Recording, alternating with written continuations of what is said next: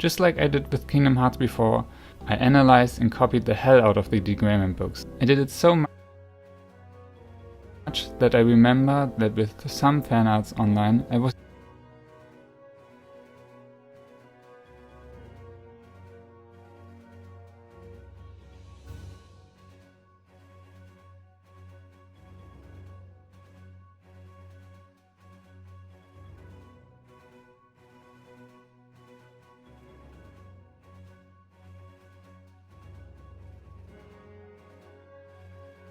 even able to tell the page from the manga where references were taken from.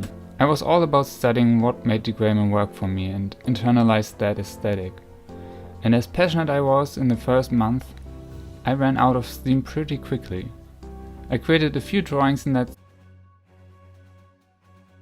style, but in the end the whole endeavor lasted only for a few months, and my style inspiration went somewhere else again. May it have been the style of another amazing artist online or manga that I read around the time, I shifted my style so often that at some point I never really thought finding a style on my own would be possible for me. Because it's the most cardio I've ever done! Hey guys, welcome to another fan redraw episode. Nice. These videos are some of my favorites to do because I love interacting with you guys. The fans are the reason why all this is possible, and so I want to highlight one fan in particular.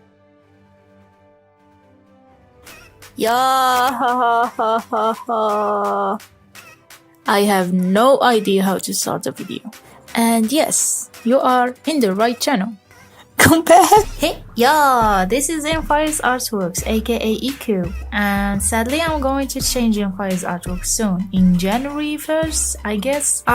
So in short, don't get lost, okay? I know many of you been waiting for this tutorial, and so I am. What more interesting is that Clip Studio Paint is sponsoring this video. So I'm going to introduce some helpful features with this software to help us with drawing hair, especially in rendering. First of all, I'm going to talk about hair types and what we're going to learn exactly today. So basically hair types, or let's say textures, consist of several types from 1 to 4, and each number has like 1A, 1B, 1C, or like 4A, 4B, 4C, etc. So 1 is straight, 2 is wavy, 3 is curly, 4 is coily. What changes from 1A to 4C is the texture. How? You can notice that it's less shiny or oily, and most importantly, it becomes thicker and it has more volume when going to 4C. By drawing, we can say from 1 to 4, the edges gets lost and more detailed, but it's only if we thought about it being hyper realistic. In this tutorial, I'm going to, since I'm talking about anime and semi-realistic style, we will try to learn these lost edges and how to turn them into actual shapes, like how to simplify them. For straight hair, it's simple since the edges are already defined. For wavy, it's the same, it's defined as S shape, and what can be a bit complicated is the curly and the coil hair. For curly, it has tight spirals and it just has a lot of detail. Coiled hair is an extra curly hair, but the spirals are like too small that it just seems like a shape, like a general hair shape. So what we need to understand is that you don't have to draw every single hair. All we need to know is how their structure works and where is their source. It can be from the hairline, 1 dot, zigzag, 1 line, 2 lines, etc. Moreover, the general hair shape and how can we make it stylized. But you won't be able to make a logical stylized hair if you don't understand the structure first. So all you gotta do is to find some references and trace study over them and try to find the elements I've said: hairline, the roots shape, the general hair shape, and the folds if there are any. And of course you get in details later, because what we need to understand from this step is how to simplify the hair shape as a whole. So what I'm going to do now, I'm going to compile a few references to explain how does simplifying work. So here I go. I'm tracing over the general shape of the hair of each picture to show how simple hair sketch can be. Of course, you take in consideration the folds and the fluid hair. You need to think about it as a 3D object. The second thing you need to notice and to take in consideration is the hair source and the hairline on the forehead, where all the roots come from. It can come from a line on the top of the head,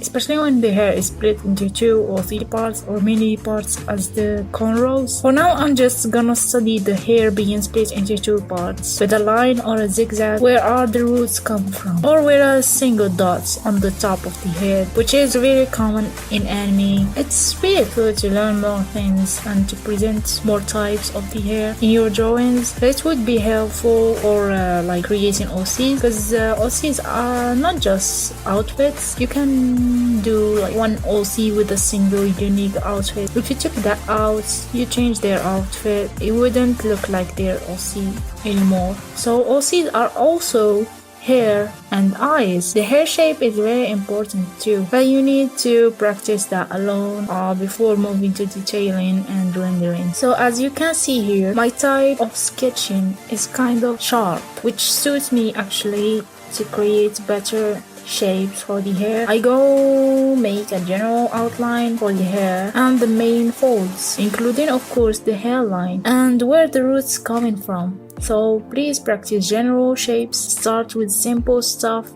then go to details after. What I was trying to say, since I'm better at explaining, is that you don't start sketching the hair randomly with details. For example, the very coiled hair starts with a kind of heart shape or tomatoes, peach shape.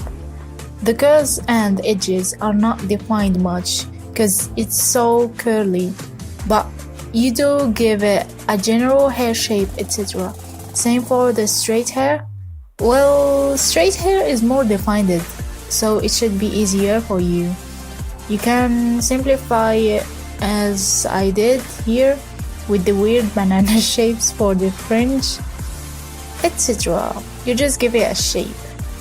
In short, the hair source, the hairline, as well as the general shape of the hair make things much better and much easier. Now moving to harder step, which is the fold and the curls. Curly hair?